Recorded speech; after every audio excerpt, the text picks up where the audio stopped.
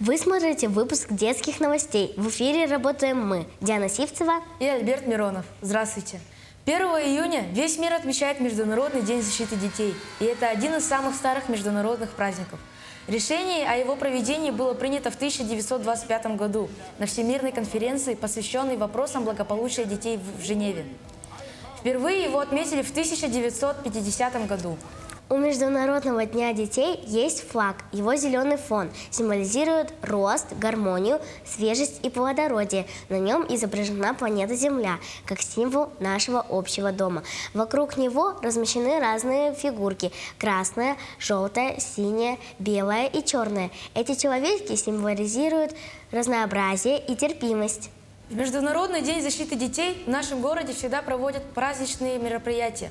Фестивали, конкурсы, мастер-классы, концерты и многое другое.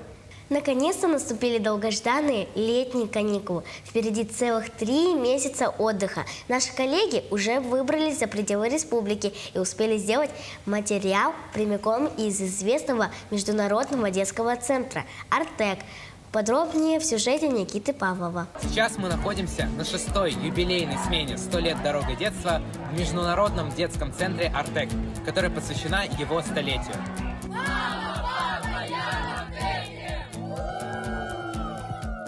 Расскажи, как тебе в Артеке?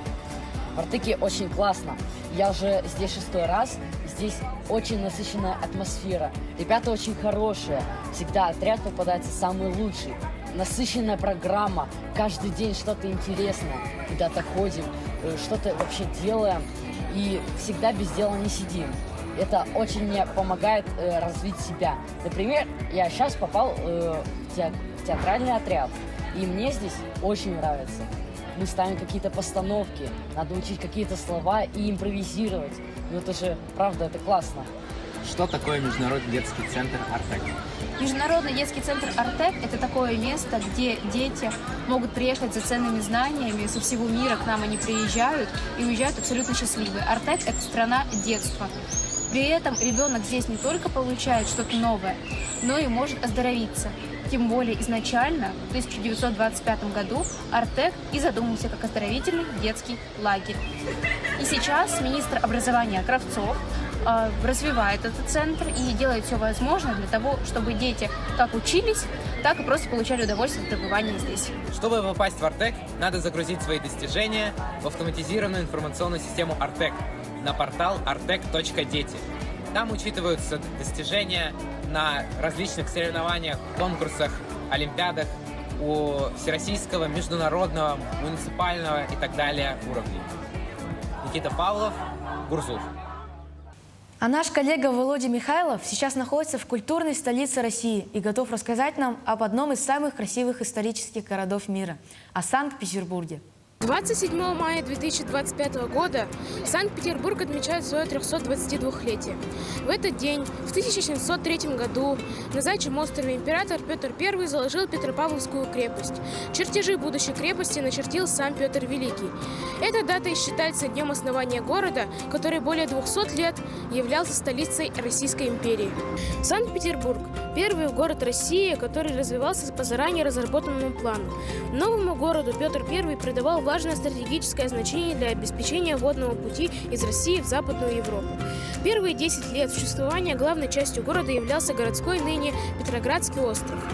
Остров соединялся с Петропавловской крепостью с помощью раздвижного моста. В 1712 году город был провозглашен столицей России. За свой период истории он пережил несколько названий – Петроград и Ленинград в советское время. В 1991 году по результатам референдума более половины жителей города высказались за возвращение его исторического названия Санкт-Петербург. В 1990 году исторический центр города был внесен в список мировых достояний культуры ЮНЕСКО. Владимир Михайлов, Санкт-Петербург. Возвращаемся в наш родной город. В Якутске состоялся детский парад Победы, в котором приняли участие детсадовцы. Помимо праздничного марша были представлены макеты современной техники и полевая кухня. О юных участниках парада расскажет Дарья Бутенко. Живет победа в поколении. Именно так звучит девиз детского парада Победы. Более 600 воспитанников участвуют в нашествии. Все здесь они лучшие из лучших. В параде приняли участие 656 воспитанников из 40 детских садов нашего города. Дети прошли по парку в торжественным маршем. В строю были юные моряки, танкисты, бойцы спецназа, военные медсестры и многие другие. Мой дедушка воевал в войне, и он погиб. И у него было братья, и они вернулись. Каждый детский сад подготовил тематические костюмы, и некоторые группы подготовили выступления. После парада дети выступали на сцене. Они пели патриотические песни и рассказывали военные стихи. Что такое День Победы? Это утренний парад.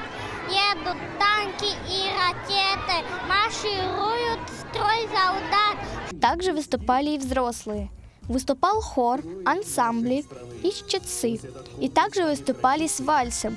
Около 10 пар танцевали победный вальс. Расскажите, важно ли прививать детям патриотизм? Ну, мы сами видим наглядно. Это в Якутске у нас 3-й парад. В первом параде участвовало 10 коробочек. Второй раз у нас было в прошлом году 12, а сегодня у нас 41. Это важно. Каждый ребенок участник парада получил медаль участника детского парада Победы. Я думаю, останется это у него в памяти. И думаю, многие наши воспитанники в дальнейшем закончат школу и выберут свою специальность, связанную с формой. Во время парада также прошла выставка военной техники. Дети вместе с родителями сделали из картона и дерева различную военную технику. Военные корабли, танки, самолеты и многое другое. Дарья Бутенко, Виктор Дичковский, Якутск. Наши юные корреспонденты не раз рассказывали вам о важной роли библиотек в обществе. И этот выпуск не исключение. Сегодня мы хотим рассказать вам о Национальной библиотеке республики. В этом году у нее вековой юбилей. Об одном из самых старых хранилищ знаний расскажут Ксения Подобашева и Александр Горохов. 27 мая отмечается День библиотек. Праздник отмечается с 1995 года по инициативе директора Российской национальной библиотеки Владимира Николаевича Зайцева. Я стою у входа в здание Национальной библиотеки Якутии, которое было построено еще в начале 20 века. Здесь хранится более 2 миллионов экземпляров книг.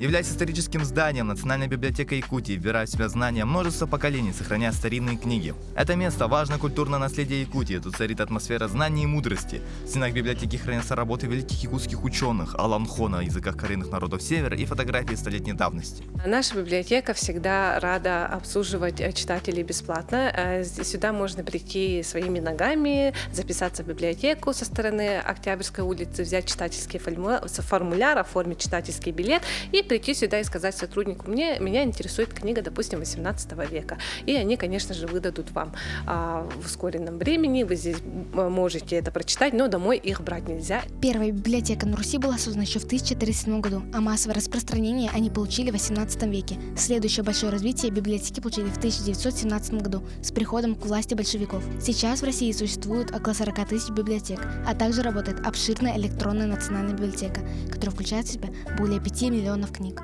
27 мая 1995 года по указу президента Российской Федерации Бориса Николаевича Ельцина мы празднуем до сегодняшнего дня Общероссийский день библиотек. Этот праздник был приурочен к памятной дате, которая нас отправляет в 18 век, когда российская императрица Екатерина II впервые создала государственную книжную коллекцию. Библиотеки все еще являются важной частью нашей культуры, истории и традиций, храня и передавая знания для новых поколений и помогая им учиться и развиваться.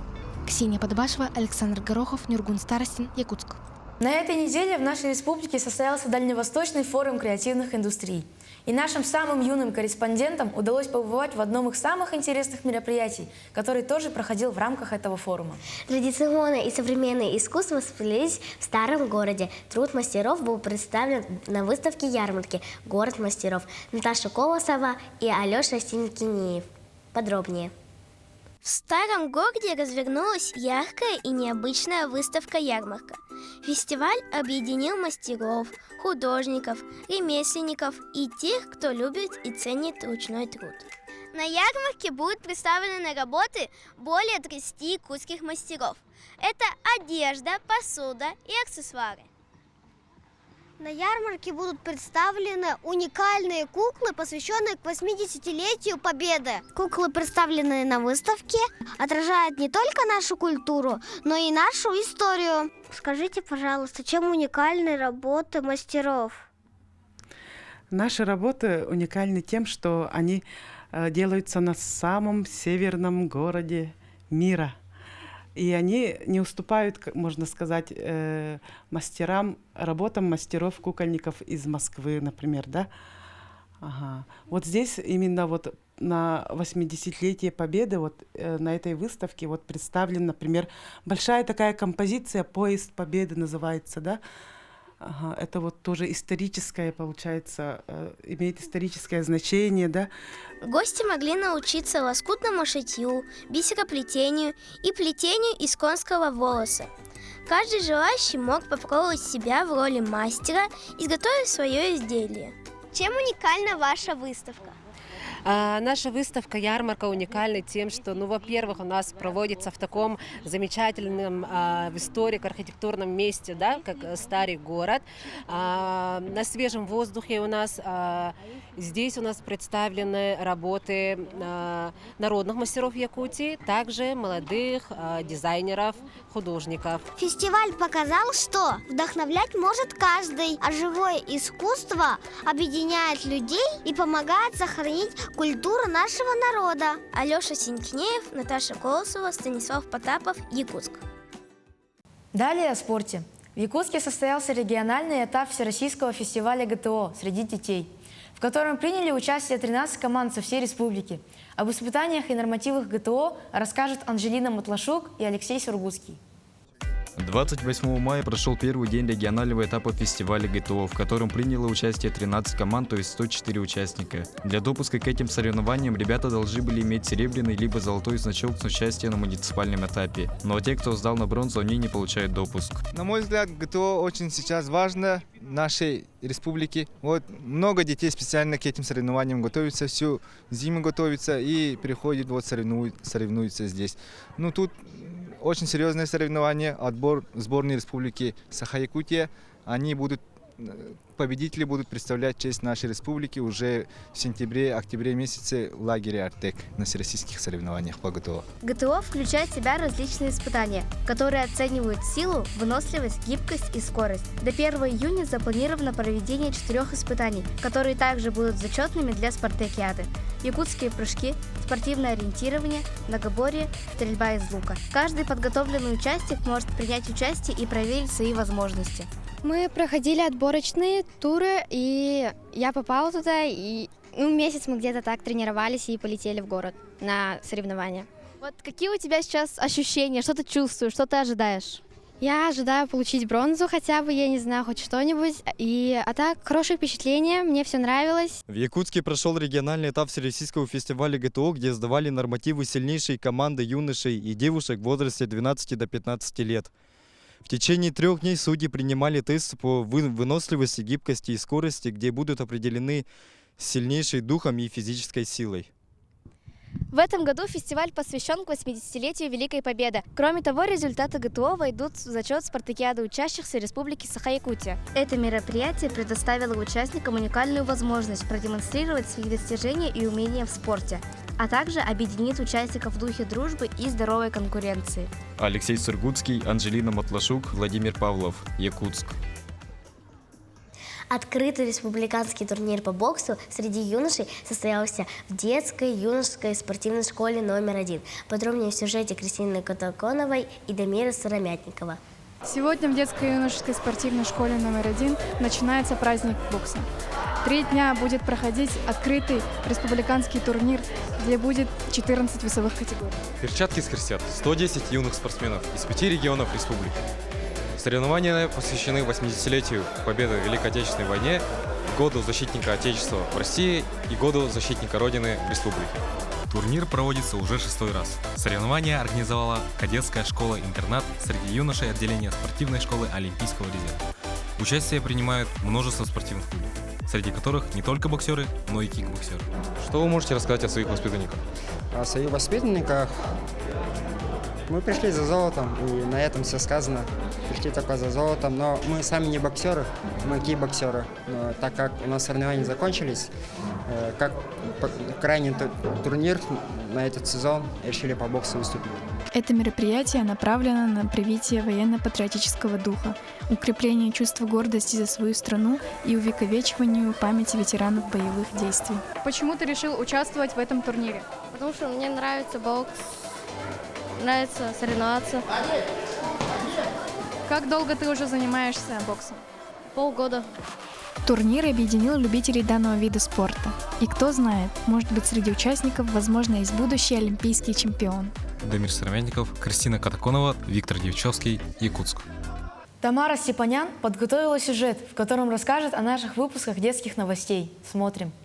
В 2024 году в Якутии был объявлен Год детства. И в том же году на региональном телеканале «Якутия-24» запустили проект «Детские новости».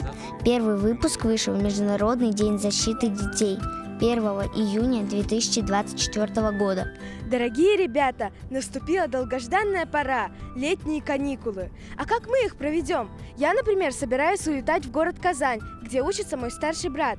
А затем обязательно приеду к бабушке и дедушке в село Сунтар. Володя, а как ты их проведешь? На первый сезон я пойду в лагерь «Ритм». Мы там будем изучать точную математику. А на второй сезон я пойду в языковой лагерь. Буду изучать английский язык. Всего же за весь телесезон было 28 выпусков детских новостей.